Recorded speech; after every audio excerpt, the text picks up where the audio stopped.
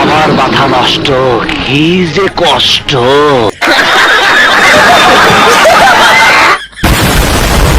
পিসি, মোদিবাবুরা বলছিলেন এবার তো দিদি চলে যাবে। দিদি যাবে না, দিদি থাকবে।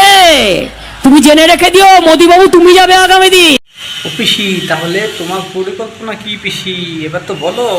না জিতে দিল্লিতে ঝাঁপাবো এবং তারপরে দেশ থেকে তোমাকে কি করে বিদায় করতে হয় রাজনৈতিকভাবে সেটা। কিন্তু পিসি, তুমি তো বলছো দেশ চালাবো। পিসি, তুমি তো হিন্দি জানো না।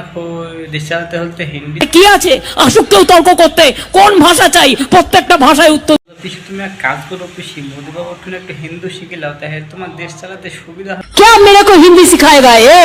हम तो उसको कान पकड़ के हिंदी सिखा दे।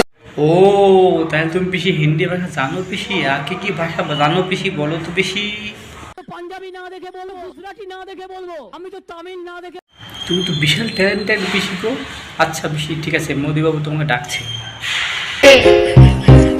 ও দিদি, तू कौन है? নরেন্দ্র মোদি। तो गलाয় दড়ি দিয়ে মরা উচিত।